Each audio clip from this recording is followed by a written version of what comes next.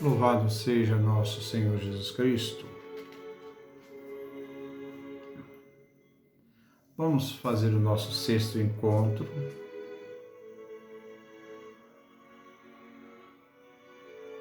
Do esquema e leitura da Suma Teológica de Santo Tomás de Aquino.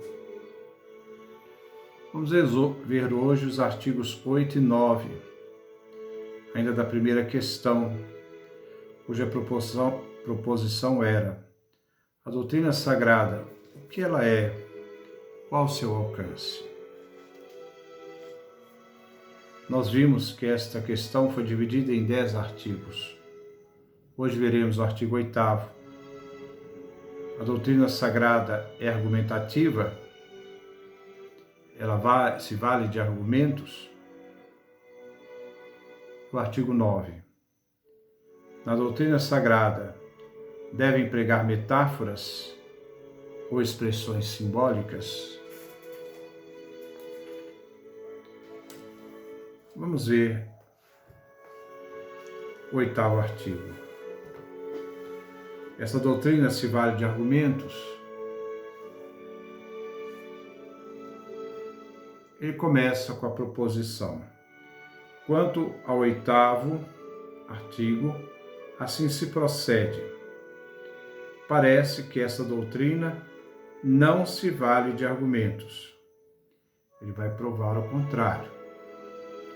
Para isso, ele desenvolve duas teses, justificando aquilo que ele apresenta como proposição. Essas duas teses argumentam que a doutrina sagrada não se vale de argumentos. Vamos então ouvir a primeira tese. Com efeito, Ambrósio declara: rejeitem-se os argumentos quando se busca a fé. Ora, nesta doutrina é sobretudo a fé que se busca.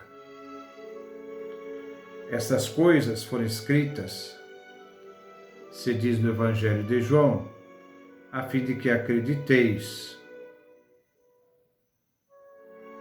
Logo, não se vale de argumentos. João capítulo 20, versículo 31. A segunda tese, que também justifica de que a doutrina sagrada não se vale de argumentos. Segunda, ademais, se essa doutrina se valesse de argumentos, seria de argumentos de autoridade e não de razão. Se de autoridade, não parece que isso convenha à sua dignidade, porque, segundo Boécio, o argumento de autoridade é o mais fraco de todos.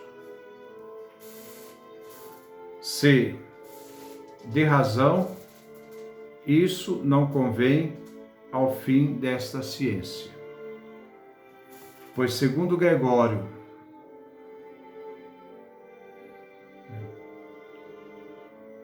onde a razão humana oferece a prova, a fé não tem mérito algum. Logo, a doutrina sagrada não se vale de argumentos. Agora, ele vai apresentar a antítese, que se opõe a essas duas teses. Ele buscou a tese na patrística e agora na antítese ele vai mostrar o contrário. E diz na antítese: em sentido contrário, se diz do bispo na carta a Tito, carta de São Paulo a Tito, capítulo 1, versículo 9, que fique apegado ao ensinamento seguro, conforme a doutrina. Ele deve ser capaz de exortar na sã doutrina, de refutar os adversários. Agora, ele dá a síntese, a resposta, diante das duas teses e diante da antítese. Ele então responde: as outras ciências não argumentam em vista de demonstrar seus princípios, mas para demonstrar a partir deles outras verdades do seu campo. Assim também a doutrina sagrada não se vale da argumentação para provar seus próprios princípios, as verdades da fé, mas parte deles para manifestar alguma outra verdade. Como o apóstolo, na primeira carta aos Coríntios, se apoia na ressurreição de Cristo para provar a ressurreição geral. 1 Coríntios, capítulo 15, versículo 12 e 13.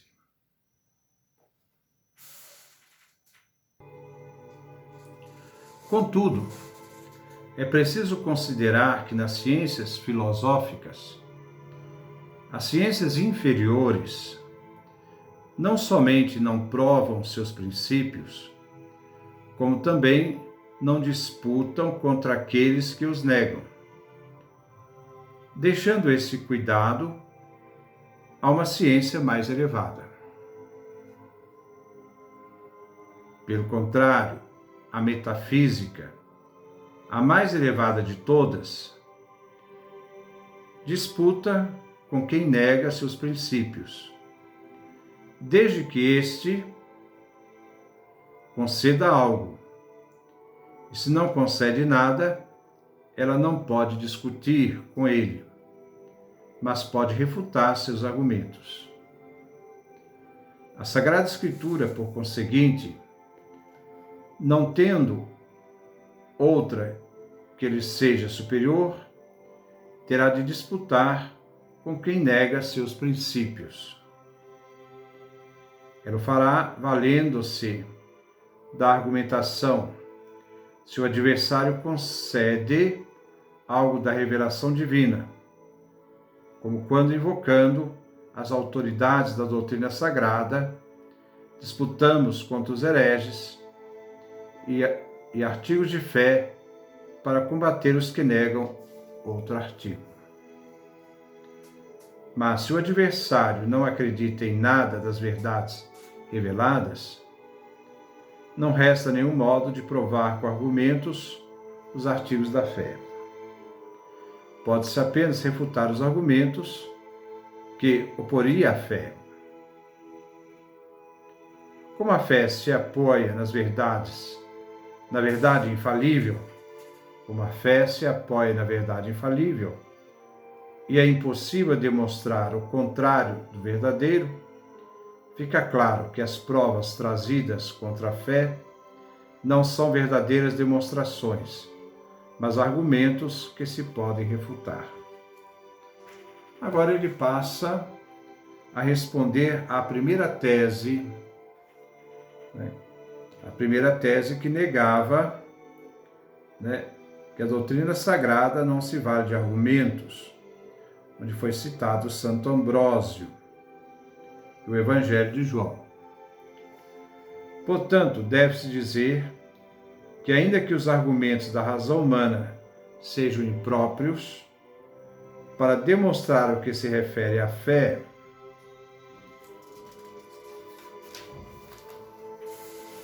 por outro lado, a partir dos artigos da fé, a doutrina sagrada pode provar outras verdades, como foi dito.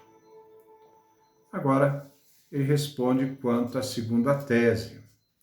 Na segunda tese, ele vai refutar aquilo que Boécio havia falado, e São Gregório. E o que ele afirma quanto a essa segunda tese? Deve-se afirmar que é muito próprio dessa doutrina usar argumentos de autoridade, pois os princípios da doutrina sagrada vêm da revelação. Assim, deve-se acreditar na autoridade daqueles pelos quais a revelação se realizou. Deve-se acreditar na autoridade daqueles pelos quais a revelação se realizou. Isto, porém, não derroga sua dignidade, porque se o argumento de autoridade fundado sobre a razão humana é o mais fraco de todos, o que está fundado sobre a revelação divina é o mais eficaz de todos. No entanto, a doutrina sagrada utiliza também a razão humana, não para provar a fé, o que lhe traria o mérito, mas para iluminar alguns outros pontos que essa doutrina ensina. Como a graça não suprime a natureza, mas a aperfeiçoa, convém que a razão natural sirva à fé, assim como a inclinação natural da vontade obedece à caridade. Como diz o apóstolo na segunda carta aos Coríntios, capítulo 10, versículo 5. Submetemos todo pensamento à obediência de Cristo. Assim, a doutrina sagrada usa também a autoridade dos filósofos, quando, por sua razão natural, puderam atingir a verdade. Paulo, nos Atos, refere essa sentença de Arato. Atos capítulo 17, versículo 28.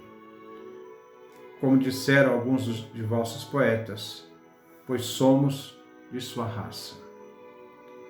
Contudo, a doutrina sagrada se vale de tais autoridades como argumentos estranhos e com valor de probabilidade.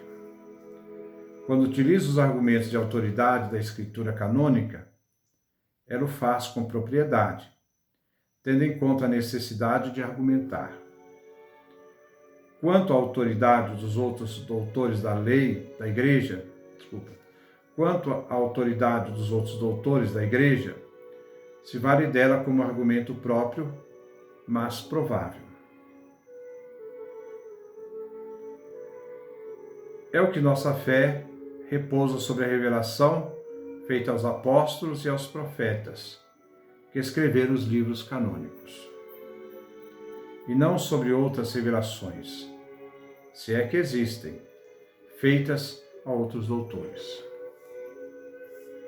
Eis porque, escrevendo a Jerônimo, Agostinho declara: somente aos livros das Escrituras, chamados canônicos, atribuo a honra de crer, com toda a firmeza, sem seus escritores incapazes de errar em seus escritos.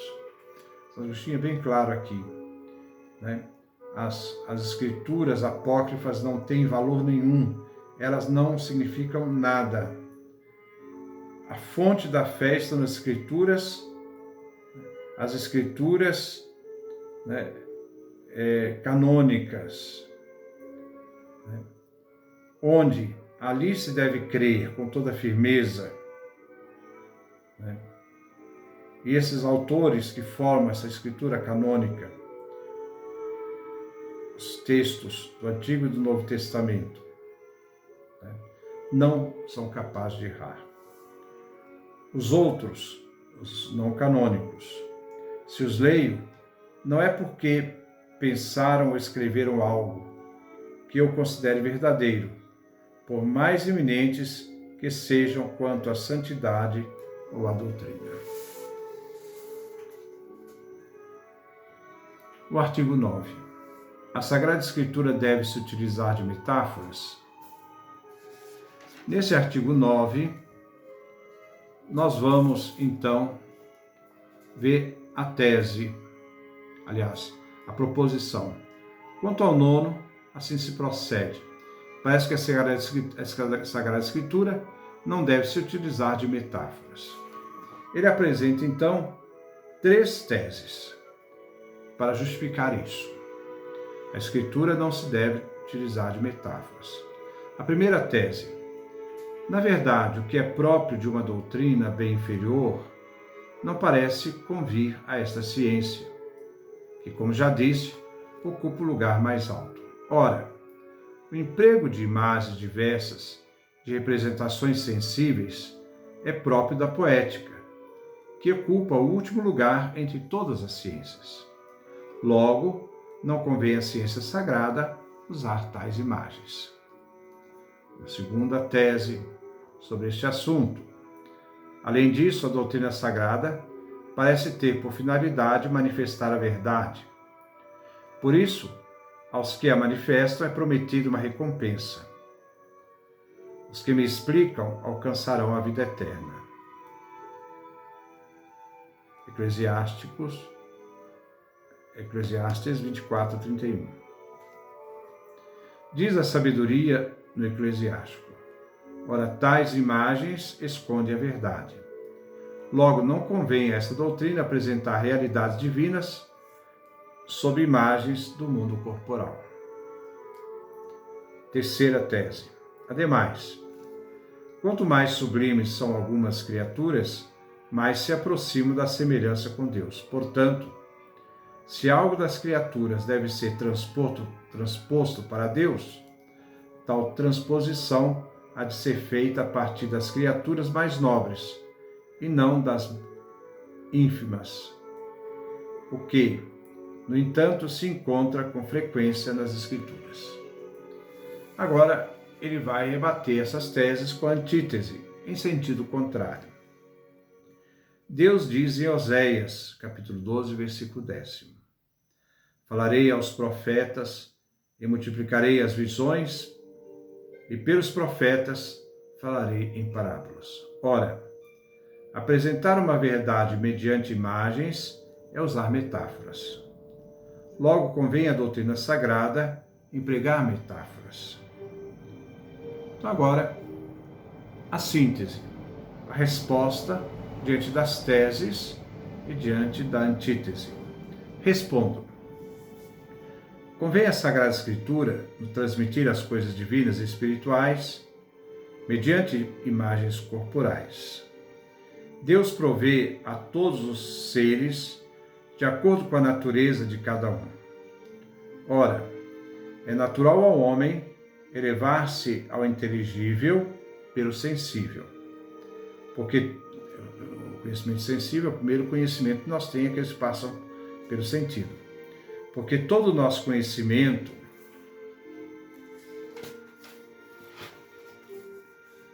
se origina a partir dos sentidos. É então conveniente que na Sagrada Escritura as realidades espirituais nos sejam transmitidas por meio de metáforas corporais. É o que diz Dionísio, pseudo-Dionísio Areopagita. O raio da luz divina só pode refugir para nós envolvido na diversidade dos véus sagrados. Além do mais, a Escritura sendo proposta geralmente a todos, segundo se diz na carta aos Romanos, capítulo 1, versículo 14, diz: sou devedor às pessoas cultas como às ignorantes. É inconveniente apresentar as realidades espirituais mediante imagens corporais, a fim de que as pessoas simples as compreendam. Elas que não estão aptas a aprender por si mesmas as realidades inteligíveis. Agora ele responde às teses. Quanto à primeira tese, ele diz: por conseguinte, deve-se dizer que o poeta se vale de metáforas para sugerir uma representação, o que é agradável naturalmente ao homem. Quanto à doutrina sagrada, ela se vale de metáfora por necessidade e utilidade, como foi dito. Quanto à segunda tese, então, deve-se afirmar que o fulgor da divina revelação, nos diz Dionísio Areopagita, não é supresso, repetindo. Deve-se afirmar que o fulgor da divina revelação, nos diz Dionísio, não é supresso pelas figuras sensíveis que o velam. Ele permanece em sua verdade. de modo a impedir que mentes, às quais é feita a revelação, se limitem às imagens. Ele as eleva até o conhecimento das coisas inteligíveis e, por seu intermédio, os outros são igualmente instruídos. Eis porque o que é apresentado em determinado lugar na Escritura sob metáforas é exposto mais explicitamente em outros lugares. Além do mais, a obscuridade das próprias imagens é útil, seja para exercitar os estudiosos, seja para evitar as zombarias dos infiéis, a respeito dos quais se diz no Evangelho de Mateus: não deis aos cães o que é sagrado. Mateus capítulo 7, versículo 6.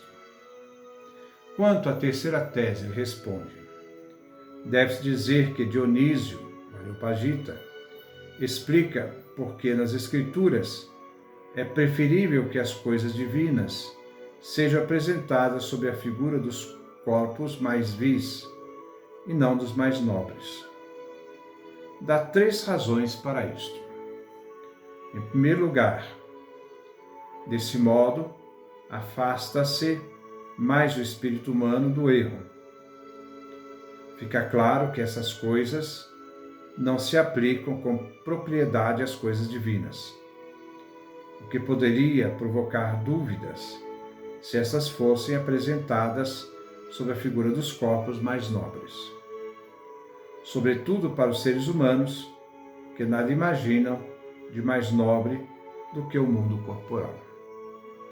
Em segundo lugar, essa maneira de agir se encontra em maior conformidade com o conhecimento que alcançamos de Deus nesta vida. Porque de Deus sabemos mais o que Ele não é do que Ele é. Aqui vem Santo Tomás, está dentro dos caminhos do pseudo Dionísio Areopagita, como também Gregório de Nissa,